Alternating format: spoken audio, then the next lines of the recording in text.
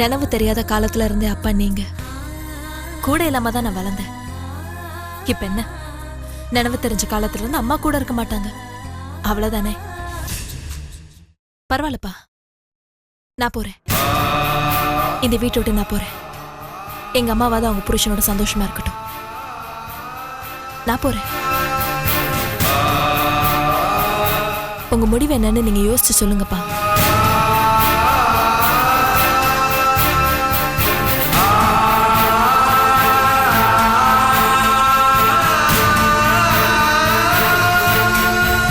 இது இன்ஜினியர் கோபாலகிருஷ்ணன் லண்டன்ல இருந்து வந்தாச்சா இல்லையா? வந்தாச்சு சார். கான்டாக்ட் பண்ண சொன்ன ஃபோன் பண்ணவே இல்லையா அவரு? நான் வேணா ஃபோன் பண்ணி பார்க்குறேன் சார்.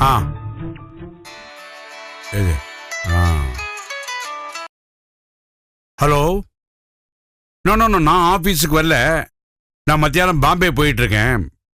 எந்த அப்பாயின்மெண்ட்டாக இருந்தாலும் 2 நாள் கழிச்சு வர சொல்லு. May come in sir? Okay. Please come. வச்சிருப்பா. கம். வணக்கம் சார். என்ன ஏகலைவன், எப்படி இருக்கீங்க? உட்காருங்க. நல்லா இருக்கேன் சார். சார் இதில் 50 லட்சம் இருக்கு. பூஜா மேடம் இது உங்ககிட்ட கொடுக்க சொன்னாங்க. அப்படியா? Very good, very good. இதை பரத் படத்துக்காக உங்ககிட்ட கொடுக்க சொன்னாங்க சார். ஓகே, நான் கொடுத்துட்றேன். அப்புறம் மிஸ்டர் ஏகலைவன், நான் ரொம்ப நாளாக உங்கள்கிட்ட ஒன்று கேட்கணுன்ட்டு இருந்தேன். உங்களுக்கு பூஜாவை எப்படி தெரியும்? சார் பூஜா மேடத்தை எனக்கு நேரடியாக தெரியாது. ஆக்சுவலாக அவங்கள தேடி கண்டுபிடிக்கிறதுக்காகத்தான் அவங்க கம்பெனி GM சிங்கப்பூர்ல இருக்காரு, மிஸ்டர் சந்திரசேகர். அவரே என்ன ஃபிக்ஸ் பண்ணாரு. நானும் சரின்னு ஒத்துக்கிட்டு இந்தியா ஃபுல்லா தேடினேன். அவங்க கிடைக்கவே இல்லை. அவங்கள பத்தி கிடைச்ச டீடைல்ஸ் ரிப்போர்ட்டை எடுத்துக்கிட்டு அவர்கிட்ட ஒப்படைச்சிட்டு கேஸ்ல இருந்து விலகிடலான்னு நான் சிங்கப்பூர் போனேன். அங்க பூஜா மேடத்தை அவங்க ஆபீஸ்லயே வச்சு நான் பார்த்தேன். ஓ, ஐ சி. அவங்கள அந்த ஆபீஸ்ல பார்த்த எனக்கு பெரிய ஷாக் சார். அப்புறம் அவங்க இந்தியா திரும்பி வந்ததுக்கு அப்புறம் அவங்கள க்ளோஸா வாட்ச் பண்ண சொல்லி GM சொன்னாரு. சரின்னு நானும் அந்த ப்ராஜெக்டை ஒத்துக்கிட்டேன். அதே சமயம் இந்தியாவுக்கு வந்ததுக்கு அப்புறம் பூஜா மேடமே என்னை காண்டாக்ட் பண்ணி அவங்களோட ரிலேஷன்ஸ், ஃபோர் ஃபாதர்ஸ் சம்பந்தப்பட்டவங்க எல்லாம் கும்பகோணம் பக்கத்துல இருக்காங்க, அவங்கள யாரையாவது தேடி கண்டுபிடிச்சு கொடுங்க அப்படின்னு என்கிட்ட ஒரு ப்ராஜெக்ட் கொடுத்தாங்க. சரி, நான் அதையும் ஒத்துக்கிட்டு அந்த வேலைக்காக தேடி அலைஞ்சு பார்த்தேன் சார். அவங்க யாருன்னு கண்டுபிடிச்சிட்டீங்களா? இல்ல சார், ஆனா கூடிய சீக்கிரம் கண்டுபிடிச்சிருப்பேன். ஏகலைவன், பூஜா ஏன் யாருங்கிறது வெளிப்படுத்தாமலே இருக்காங்க? உங்களுக்கு அதை பத்தி ஏதாவது தெரியுமா? எனக்கும் அது ஏன்னே புரியல சார். அவங்க சொல்ற காரணங்களையும் தாண்டி வேற ஏதோ காரணம் இருக்கும்னு நான் நினைக்கிறேன். ஆனா என்னன்னு தெரியல சார். சரியா சொன்னீங்க மிஸ்டர் ஏகலைவன். ஏதோ ஒண்ணு இருக்கு, அதை மறைக்கிறாங்க. ஒரு டிடெக்டிவான உங்களாலே கண்டுபிடிக்க முடியலன்னா என்னால எப்படி கண்டுபிடிக்க முடியும் சொல்லுங்க? ஆனா பூஜாவுக்கு எந்த பிரச்சனையும் வந்துடக்கூடாது. ஆமா, அதனால முதல்ல கண்டுபிடிக்கணும் நாம. அதுக்கு நீங்க தான் ஹெல்ப் பண்ணணும். நிச்சயமா கண்டுபிடிப்பேன் சார். ஏன்னா எத்தனையோ பேரோட இருண்டு போன வாழ்க்கைக்கு வெளிச்சத்தை கொண்டு வர அவங்க படுற கஷ்டத்தை பக்கத்துல இருந்து பாக்குறேன் சார். அவங்க நல்லா இருந்தாங்கன்னா 4 பேர் நல்லா இருப்பாங்க. அதனால அவங்கள நல்லா பாத்துக்க வேண்டியது என்னுடைய கடமை சார். அவங்க தேடுற உறவுக்காரங்களை கண்டுபிடிச்சா அதுக்கான விட கிடைச்சிரும் சார். ஏகலைவன், இது சம்பந்தமா என்ன ஹெல்ப் வேணாலும், அது எப்படிப்பட்ட ஹெல்ப்பா இருந்தாலும் சரி கேளுங்க, தாராளமா நான் செய்யறேன். Thanks sir, but no thanks. கூடிய சீக்கிரம் ஒரு நல்ல பதிலோட வரேன் சார்.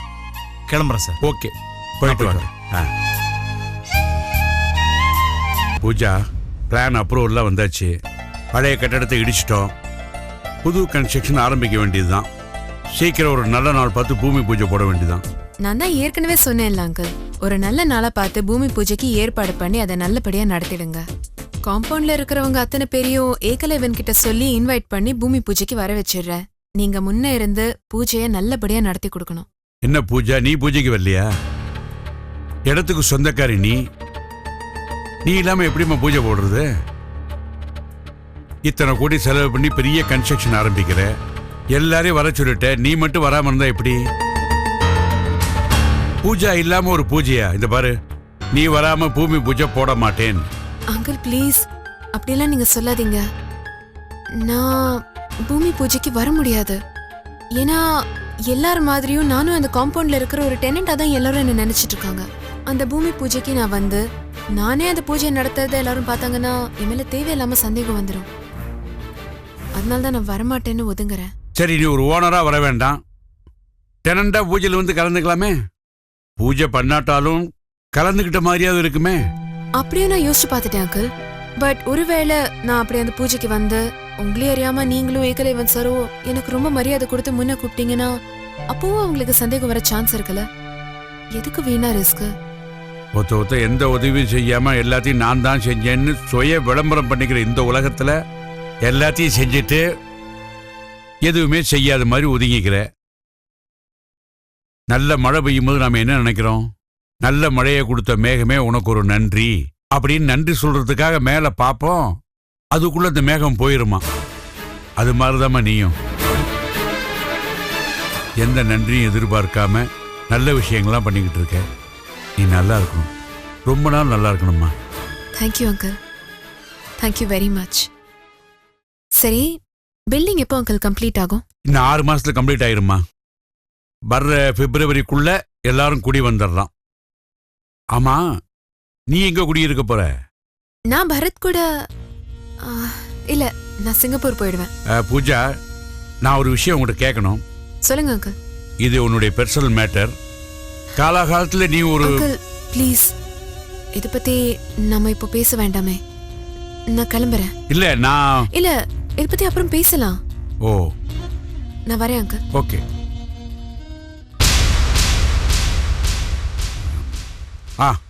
இந்தா சார், இதை இன்ஜினியர் கோபாலகிருஷ்ணன் கிட்ட கொடு. Okay sir. முடிஞ்சா அவரை என்ன வந்து பார்க்க சொல்லு.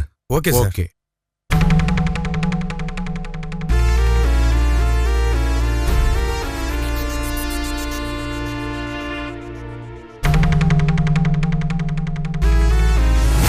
லட்சுமணன், துபாய்க்கு டிக்கெட் போடும்போது லலிதாவுக்கும் சேர்த்து டிக்கெட் போட்டுடுங்க. அவசியம் போட்டுடுறேன்.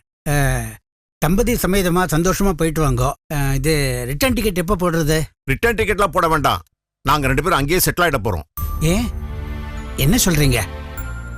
அங்கேயே செட்டில் ஆக போறீங்களா? இங்க எவ்வளோ வேலை இருக்கு, வாழ்க்கை இருக்கு. என்ன பெரிய வாழ்க்கை, நிம்மதி இல்லாத வாழ்க்கை. என்ன சார், நீங்களே இப்படி விரக்தியா பேசினா இப்படி? எனக்கு வாழ்க்கையை பத்தி எவ்வளோ விஷயங்கள் சொல்லியிருக்கீங்க. இன்னைக்கு நான் ஒரு மனுஷனா மத்தவா மதிக்கிற மாதிரி வாழ்ந்துகிட்டு இருக்கேன்னா அதுக்கு நீங்க தானே காரணம். யாருக்கு யார் வேணா அட்வைஸ் பண்ணலாம், தனக்குன்னு வரும்போதுதான் கஷ்டமும் நஷ்டமும் தெரியும். நீங்க இவ்வளவு மனசு வருத்தப்பட்டு நான் பார்த்ததே இல்லை. என்னாச்சு உங்களுக்கு, சொல்லுங்க. என்னன்னு சொல்றது? என் பொண்ணு உமா என்னையும் எங்க ஆத்துக்காரியும் மதிக்கிறதும் கிடையாது, எங்க பேச்ச கேட்கறதும் கிடையாது. இல்லை சார், நீங்க உமாவை ரொம்ப தப்பா புரிஞ்சுட்டு இருக்கீங்க. அவளை பத்தி எனக்கு நன்னா தெரியும். அவ ஒரு பலாப்பழம் மாதிரி, மேலோட்டமா பார்த்தா முள்ளாதான் தெரியும். ஆனா உண்மையிலே பலாச்சோளம் மாதிரி ரொம்ப இனிப்பானவ, மற்றவாளுக்கு இதமானவ. என்ன சொல்றீங்க லட்சுமணன்? நீங்க பொண்ணு பார்க்க அரேஞ்ச் பண்ணதுக்கு உங்களை நடு ரோட்ல நிற்க வச்சு அவமானப்படுத்தினால என்ன சார் சொல்றீங்க? நீர் அடிச்சு நீர் விலக போறதா என்ன? யார் அவ? ஒரே காம்பவுண்ட்ல 8-10 வருஷமா தாயும் பிள்ளையுமா பழகிட்டு இருந்தவ. அவ திட்டினதில்ல எனக்கு கொஞ்சம் கூட வருத்தமே இல்லை. என்ன சொல்றீங்க லட்சுமணன்? அன்னைக்கு நீங்க தானே ரொம்ப வருத்தப்பட்டு பேசினேள். அது ஒரு ஆதங்கத்துல சொன்ன, அவ்வளவுதான். ஆனா உண்மையிலே அதுக்கப்புறம் என்ன நடந்ததுன்னு உங்களுக்கு தெரியுமா? உங்களுக்கு தெரியாது. அதே உமா என்ன நேரில் வந்து பார்த்து மன்னிப்பு கேட்டா. ஏதோ கோபத்துல அப்படி பேசிட்டேன் அப்படின்னு ரொம்ப வருத்தப்பட்டா. உமா மன்னிப்பு கேட்டாளா? ஆமா, கோபம் இருக்கிற இடத்துல தான் குணம் இருக்குன்னு சொல்லுவா. அதான் உண்மை. ஆமா, உங்களுக்கும் உமாக்கும் அப்படி என்னதான் பிரச்சனை? இது எங்க ஃபேமிலி மேட்டர். இருந்தாலும் நீங்களும் எங்க ஃபேமிலியில் ஒருத்தர மாதிரி. உங்ககிட்ட சொல்றேன், என் தம்பிக்கு எங்க பரம்பரை சொத்தை எழுதி தரணும்னு சொல்றேன். உமா மாட்டேங்கிறா.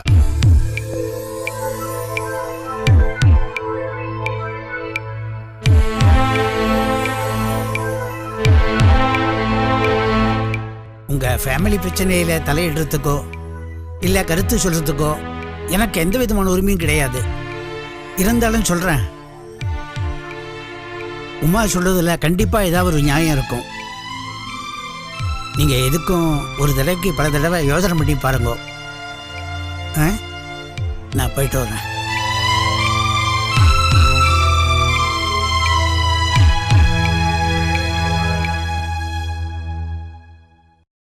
இவரும் இப்படி பேசிட்டு போறாரு.